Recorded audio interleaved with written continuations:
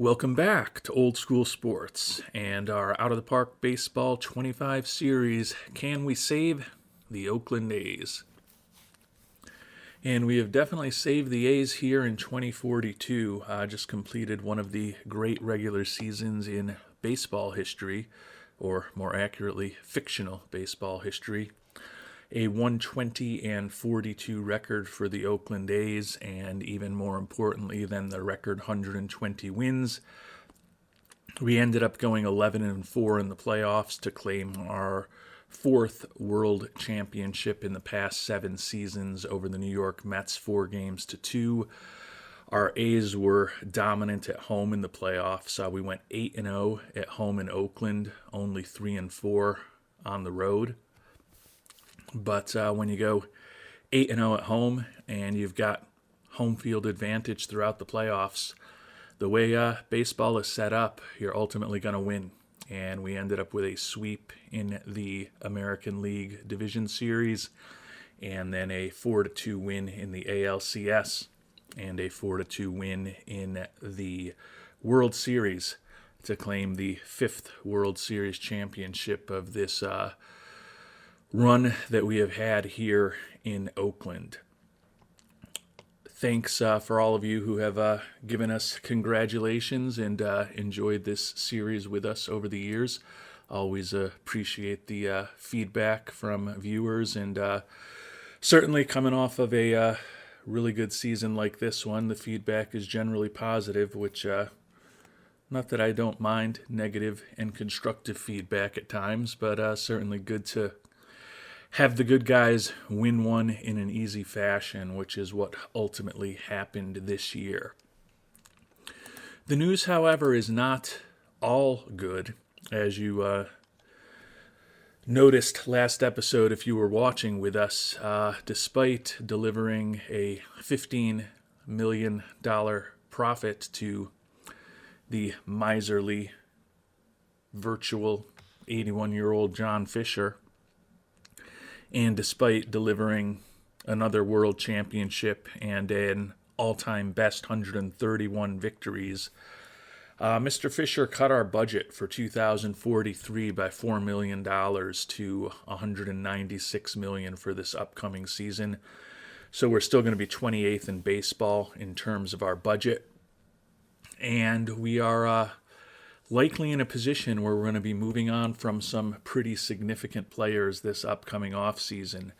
We have done the same thing 2 consecutive off seasons, moving on from a lot of expensive, veteran, very well-accomplished players through free agency, departures, and or trade.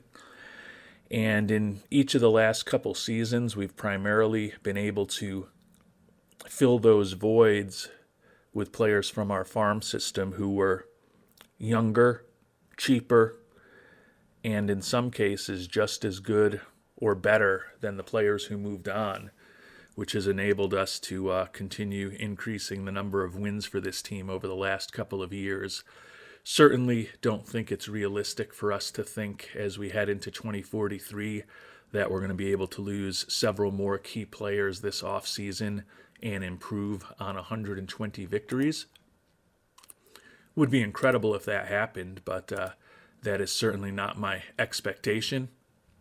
That being said, as this offseason gets underway, we're going to do everything possible to ensure that we keep this team competitive and try to fulfill one goal that we've had that we have not achieved in this series, which is to win a back-to-back title. All 5 of our championships came after not winning the championship the year before.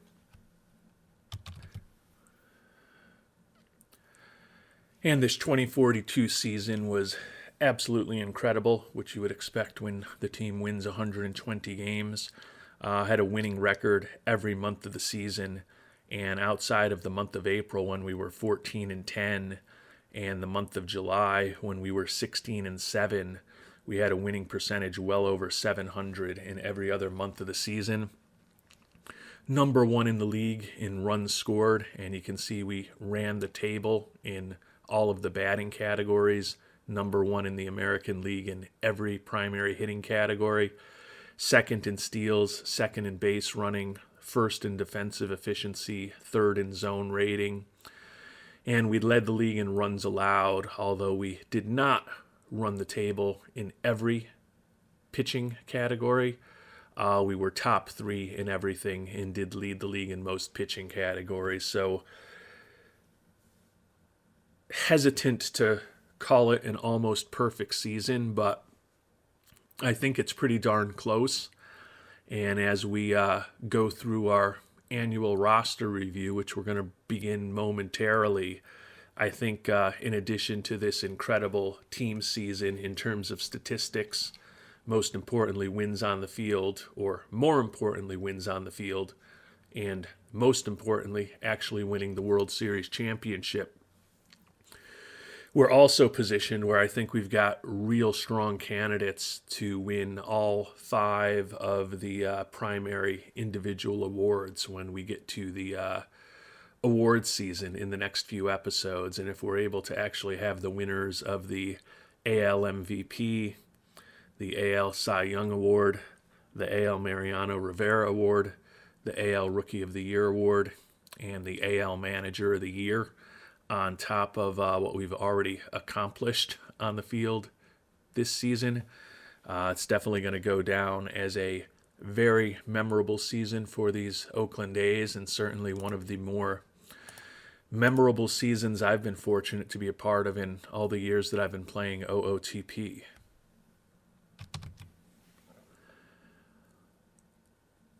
And we'll start off our annual roster review with a look at our outstanding pitching staff. And honestly, this is the area where we're likely to see some significant departures this offseason to maintain the budget and the payroll that old man Miser Fisher will allow us to. One guy that will almost certainly be back with us next year is Federico Arriola. Last year's American League Cy Young Award winner is positioned for a potential repeat this year. Led the league in wins with 19 for a second straight year, and also led the league in ERA and WHIP again this season. In addition to repeating in all of those statistical categories, Arriola also led the league in walks per 9 inning, FIP minus, and pitcher WAR. And after a somewhat disappointing postseason in 2041 when he went 0-2, although he actually pitched pretty well when we lost a disappointing 5-game divisional series despite having the best record in baseball, he was extremely productive this year, 4 wins and no losses, and we ended up winning the World Series. So Arriola at this point has a 2.64 career postseason ERA, which is basically the exact same guy that he's been over the course of the regular season. Not yet eligible for arbitration, even though he has been in the majors for parts of 4 seasons. We did manipulate his service time a bit when we discovered that we were not going to be able to sign him to a long-term contract, or we were more accurately not going to be able to sign him to a reasonable long-term contract that we can afford. And you can see that's still the situation right now, looking for about $27 million a year over 9 years. So as much as we appreciate what Arriola has done for us and expect him to be a big, important member of our rotation and our number 1 starter for years to come, and hopefully a repeat Cy Young Award winner in a couple of weeks, extending him to a long-term contract is not in the cards at this time. Another pitcher who came up through our organization that we never were able to find common ground with as far as a contract extension is Doug Weiss.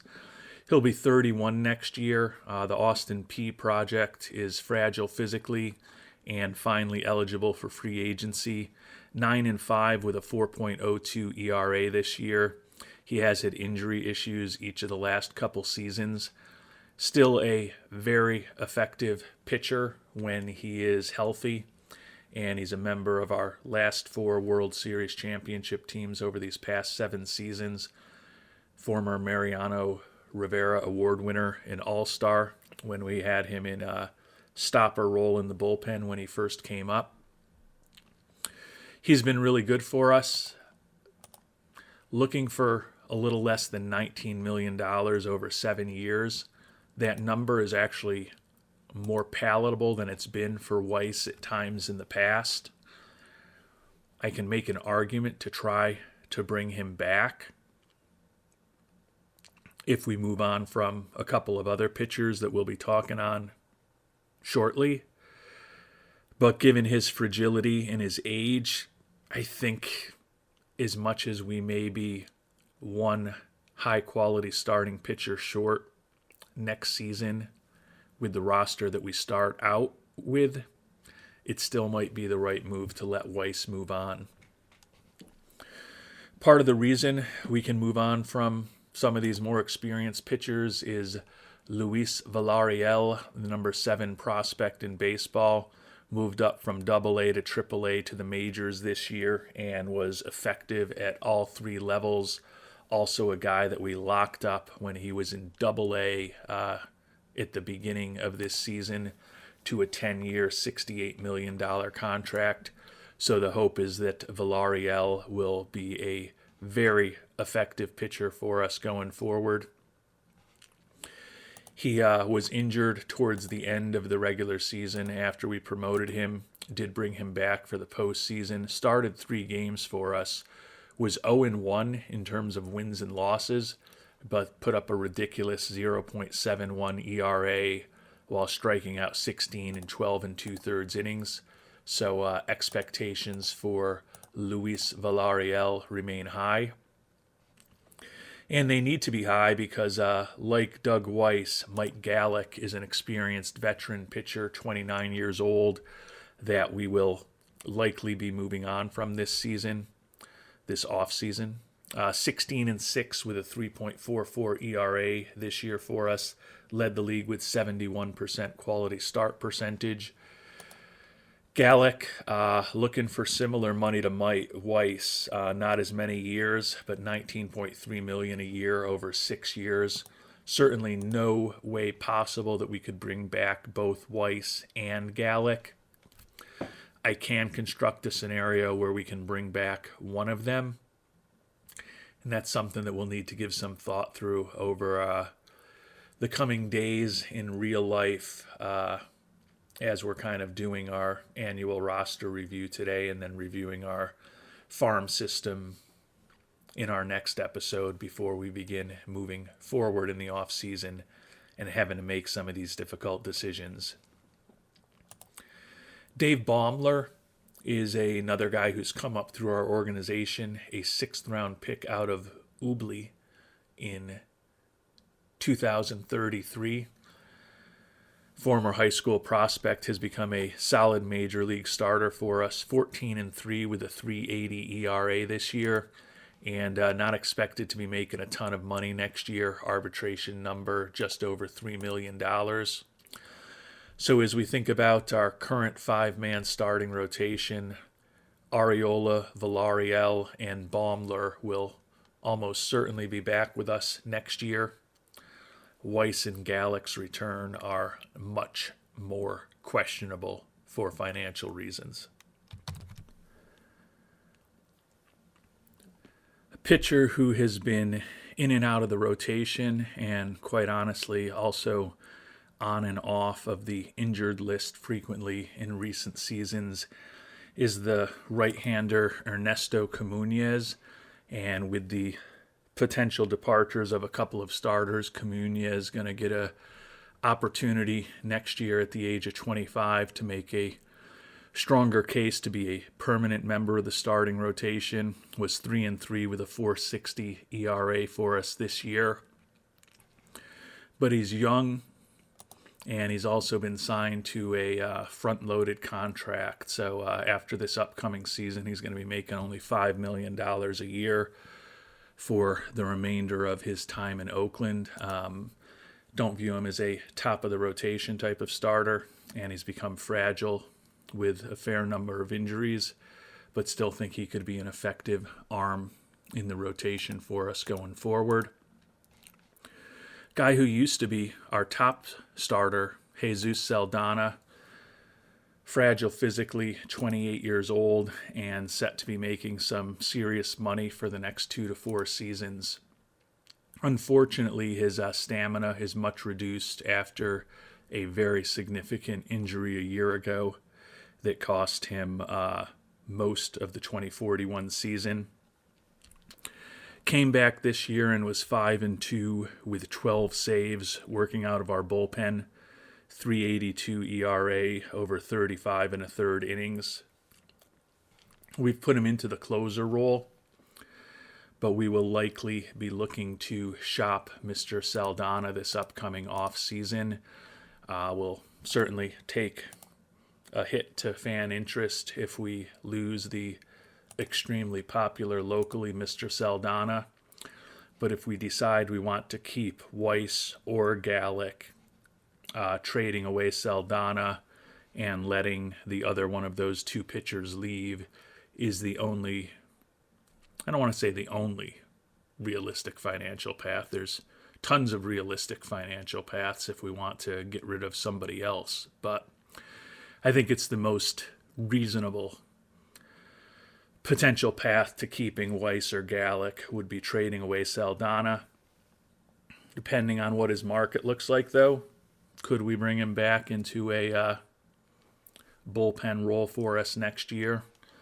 Or if we keep him around, try to rebuild him like the $6 million man and improve his stamina in the development lab? If we keep him around, it's certainly probably worth giving it a try.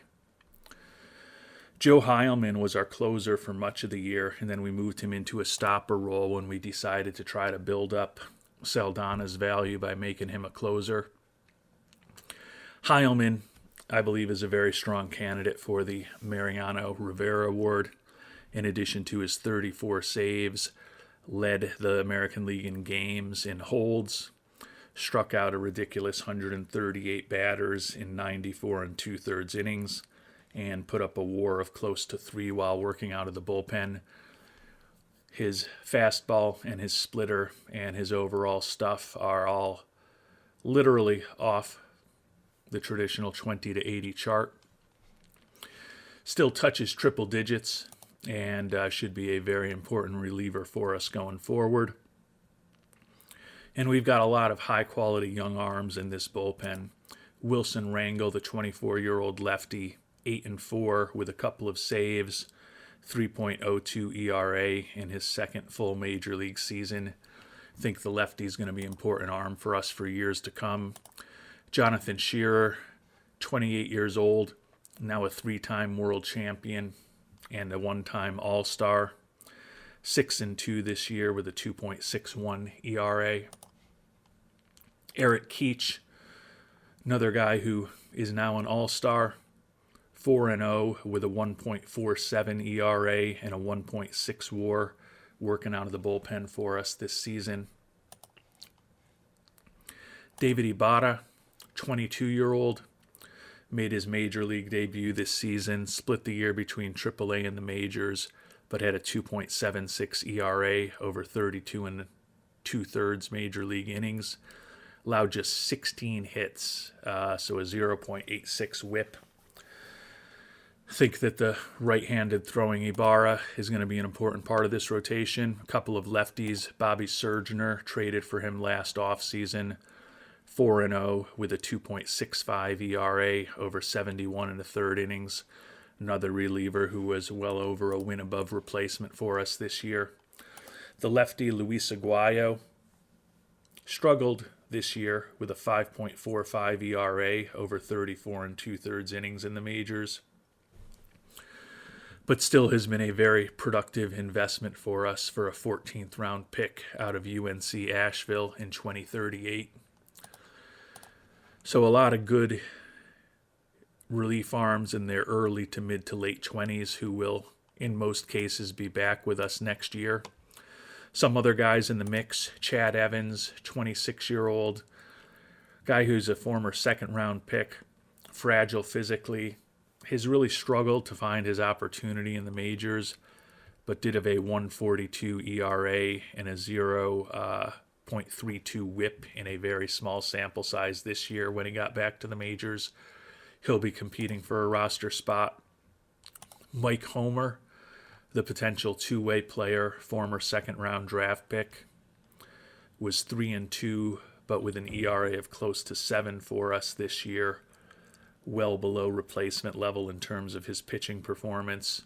View him as more of a fifth starter, or in a perfect scenario, a long reliever as far as his pitching ability. Batting wise, he actually did surprisingly good for us, was 10 for 25, hit 400 in his introduction to the majors.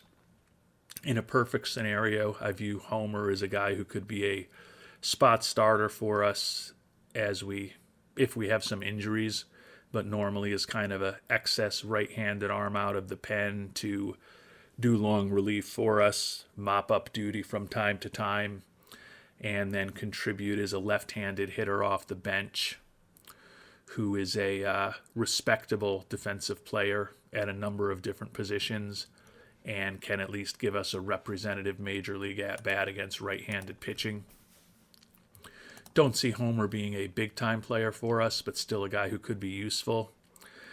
And then Jesus Ramos could be competing for a back end of the rotation spot. Former 8th-round pick, was 13-11 with a 4.43 ERA and a WAR of close to 4 in AAA for us this year, and allowed no earned runs over an admittedly small sample size of 2 2/3 major league innings for us when he got called up again late this year.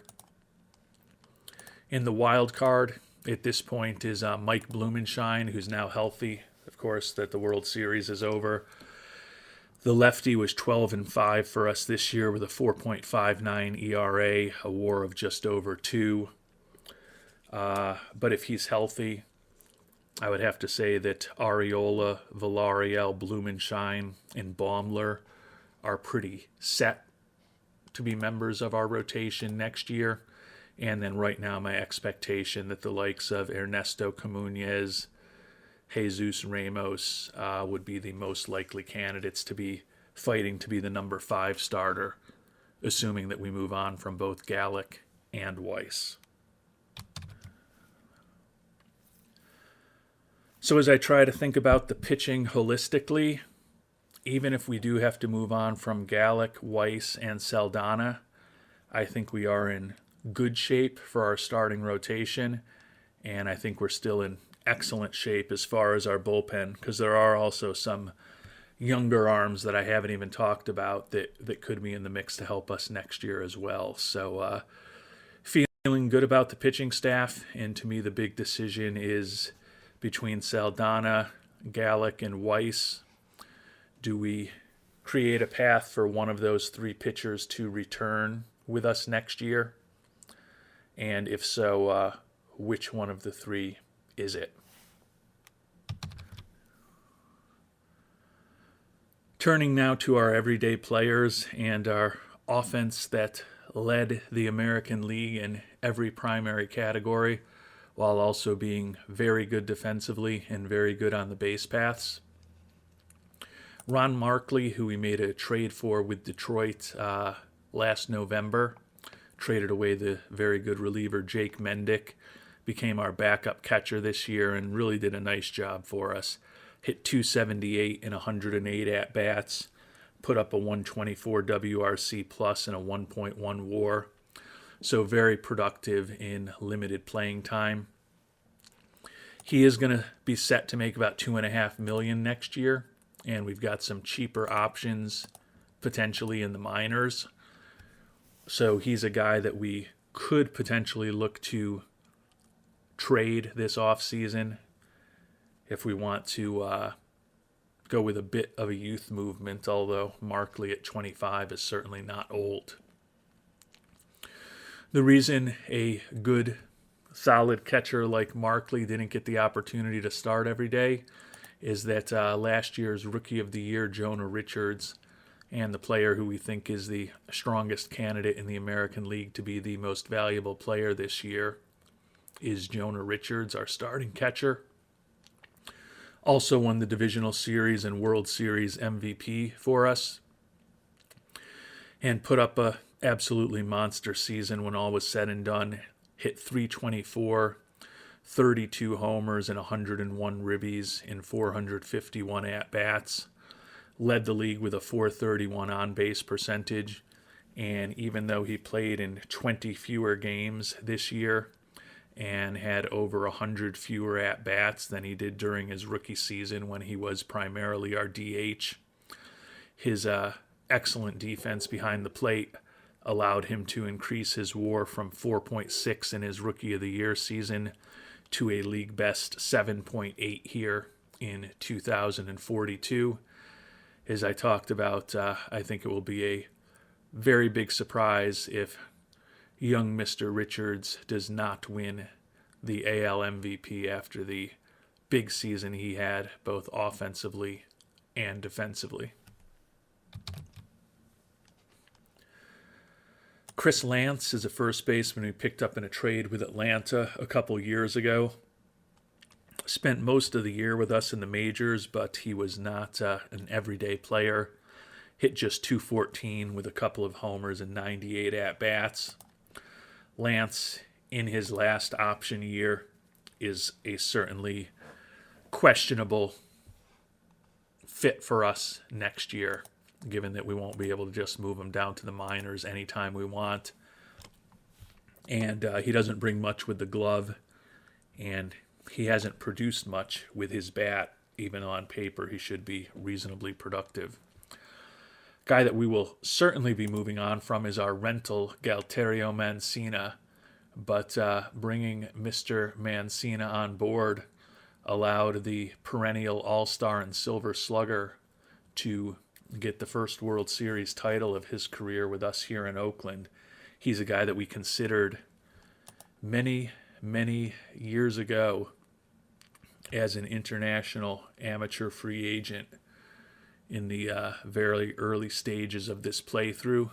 We ended up going in a different direction than Mr. Mancina, who signed in that first IAFA period for $4.75 million with the Royals organization. So it was nice to finally have him on board after we made the mistake of going in a different direction in that IAFA period. Mancina hit .263 for us with 13 homers and 48 ribbies and just 243 at-bats. Put up a 129 WRC plus for us when we got into the postseason. He was pretty darn productive there as well, hitting .294 with 2 homers and 5 ribbies while scoring 13 runs in the 15 games that he did play in. And he put up a 154 WRC plus for us. So when we rented Mancina, the thought was that our offense was already outstanding and he was going to make that lineup of ours even tougher on pitchers. And pretty much worked out the way that we would have drawn it up. Likely to be gone. He's a 34, soon to be 35-year-old who's looking for almost $30 million a year. That number is just not going to work for Oakland. But he helped push us to a World Series championship, and we'll always thank him for that. A guy who will be back with us next year is the prospective, or at least a potential, American League Rookie of the Year in Juan Big Thunder Ramirez. We signed him to a extension before this season started that could be very reasonable for us given his massive offensive production. That said, Ramirez is certainly not a perfect player. He doesn't really have a defensive position, and we're going to need to get him into the development lab to hopefully improve his defense at either first base or a corner outfield spot this offseason to make him more valuable overall. But one thing that is not in question is his bat. 41 home runs and 134 runs driven in as a rookie designated hitter for us this year while hitting 261, 127 OPS plus, 114 WRC plus, only a 1 WAR, which is odd to me given how good he was offensively, because he really didn't hurt us in the field that much. He only played 24 games in the field between first base and right field. Now, he was bad at both positions, which we'd expect. But for a guy with 41 homers, 134 ribbies, and a 114 WRC plus to only end up with a 1 WAR on the season, makes me think that either his usage as a DH rather than a contributing defensive player, and or his very mediocre to poor defense when he did actually play in the field had a bigger impact than I would have guessed on his ability to help us win. That said, he's cheap, he's young, and he can hit the ball out of the ballpark. He's also durable. So I would anticipate Ramirez having an important role on our team next year. A guy whose role is definitely uncertain at this point, however, is Amari Alcindor, a guy who he drafted in the 8th round, signed to a big extension when he was very unproven, and the contract hasn't gone bad yet, but it certainly hasn't been a good contract either. We've given Alcindor many opportunities to try to take over as a middle infielder for us, and he just hasn't hit consistently enough. When all was said and done this year, a 95 WRC plus, a third straight year where he's a little above or below being a league average offensive player. And he did add a little more pop this year with 10 homers and 222 at-bats. WAR of close to 1 on the season. So for his career, he's a 94 WRC plus player. He's put up a 2 WAR over ever 162 games.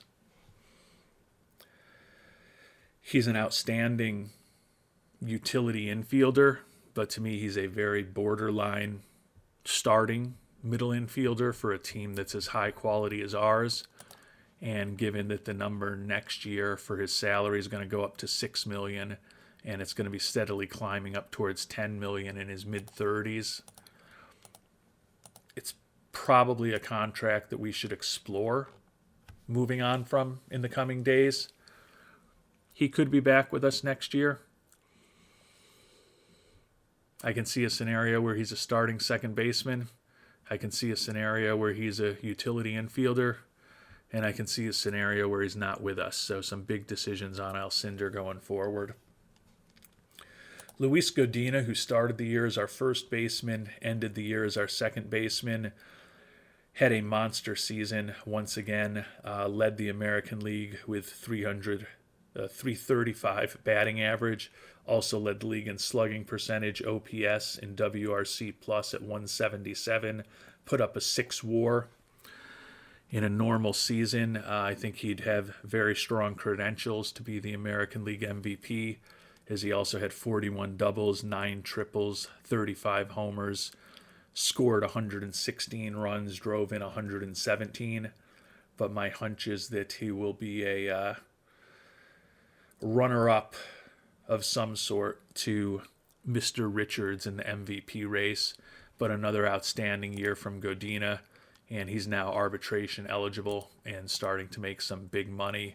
You may remember a few years ago, we felt like we could only sign either Richards or Godina to a long-term contract.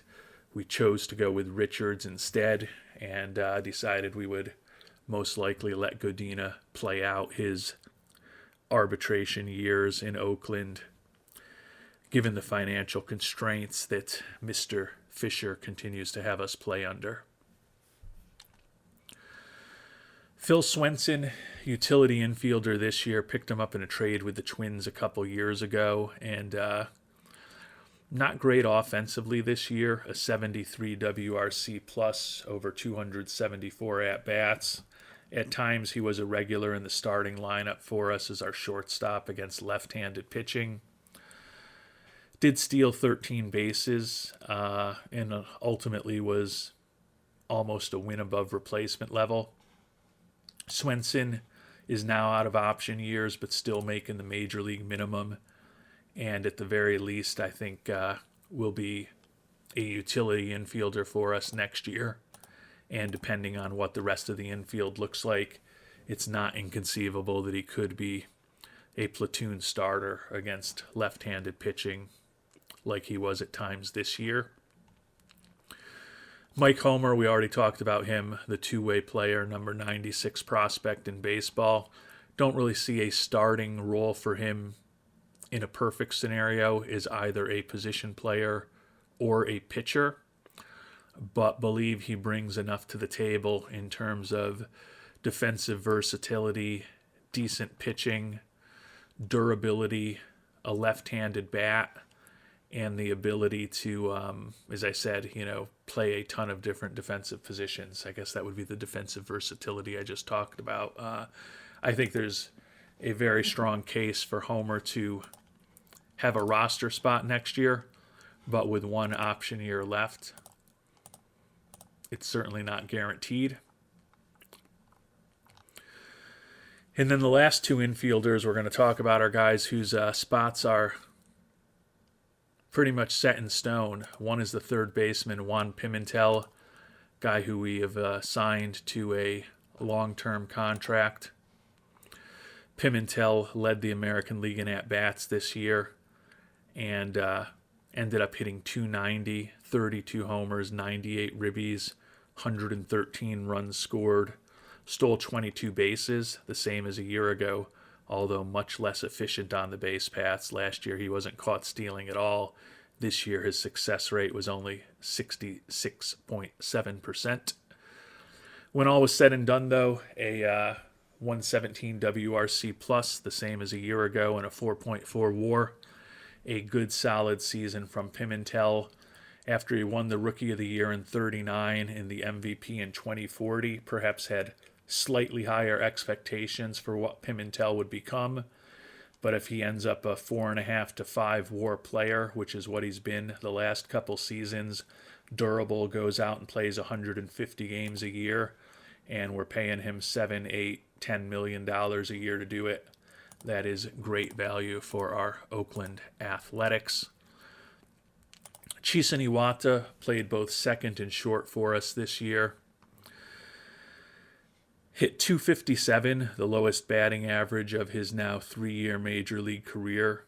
Did have 38 doubles, 8 triples, and 12 homers. Stole 28 bases.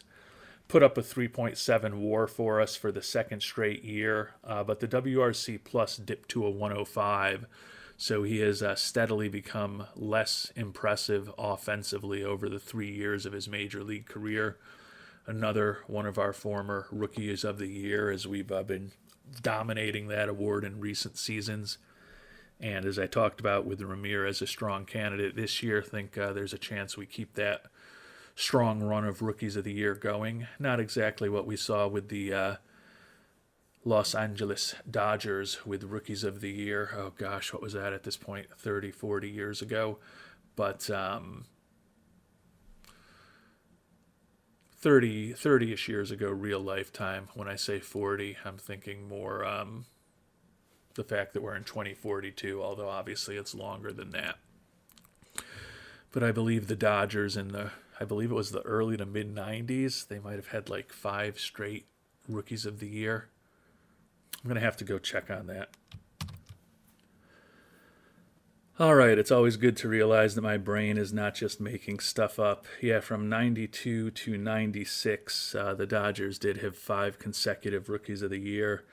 Eric Karros in 92 started it off, followed by Mike Piazza, Raul Mondesi, Hideo Nomo, and Todd Hollinsworth. So not quite as good a streak for our Oakland A's, and one that we'll probably never be able to attain. That is truly crazy. But Iwata has definitely been deteriorating since his rookie year. set to be making 18 and 17 million the next 2 seasons as he finishes out that 5-year deal that we signed him to as a international free agent.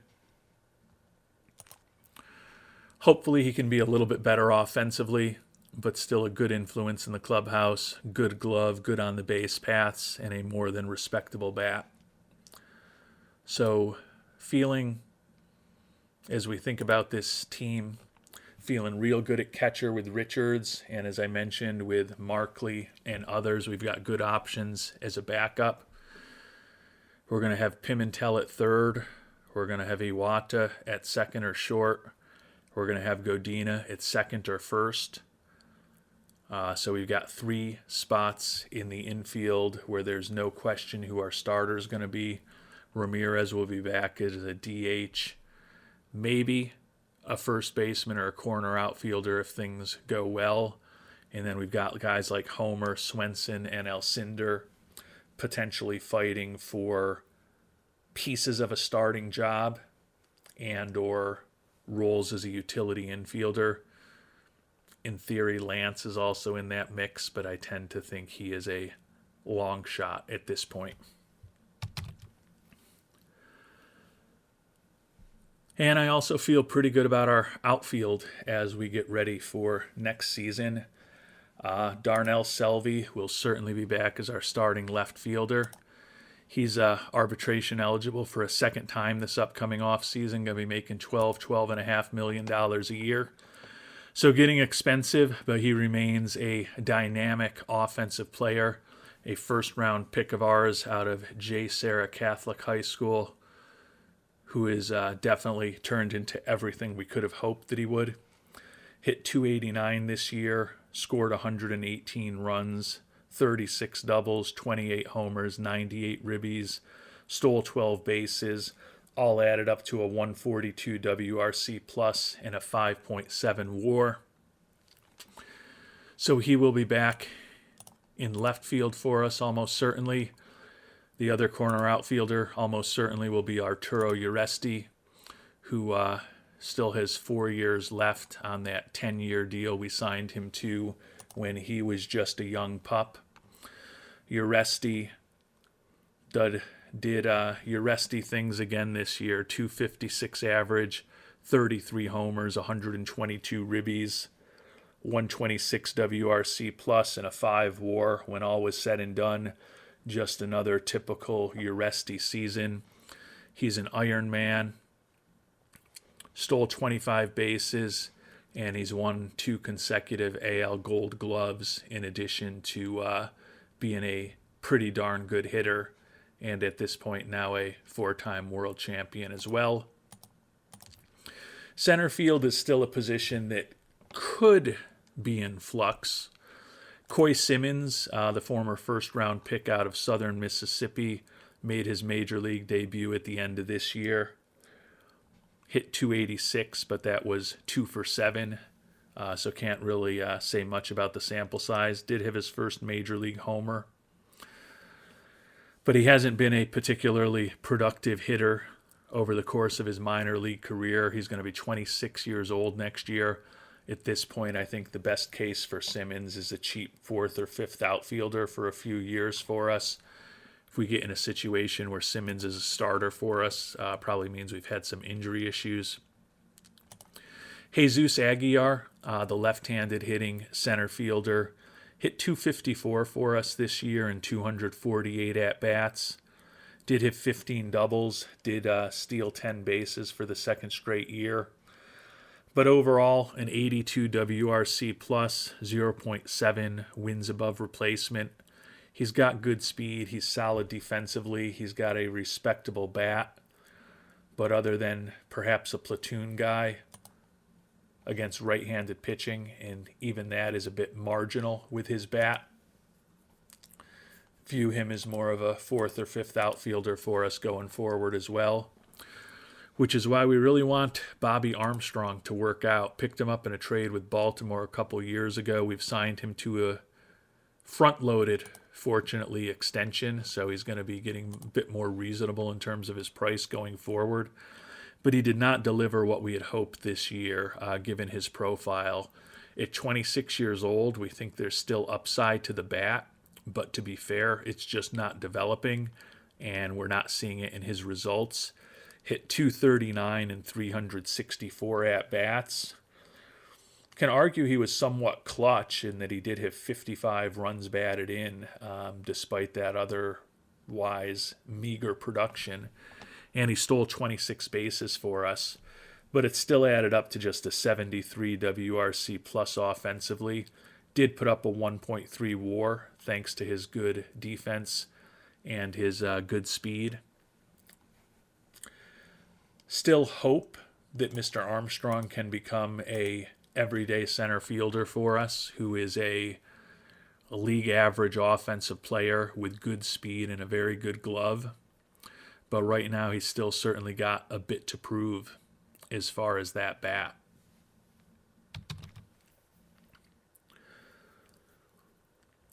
So while there will certainly be some turnover among our position players, differs from the pitchers a little bit. With the pitchers, we've got 2 to 3 potentially really significant holes in our rotation and our bullpen, developing from the potential departures of Weiss, Gallick, and Saldana. Whereas with the position players, if we move on from Markley, we've got young catchers behind him. We're going to move on from Mancina, but he was a rental to begin with. If we move on from Alcindor, there's other guys who can play a utility infield role for us. And we don't really need to do a ton in the outfield unless we find a better option in center field than Bobby Armstrong. So I feel like we're in pretty good shape with both the everyday players and the pitching staff here for our Oakland A's as we start thinking about what we need to do this offseason.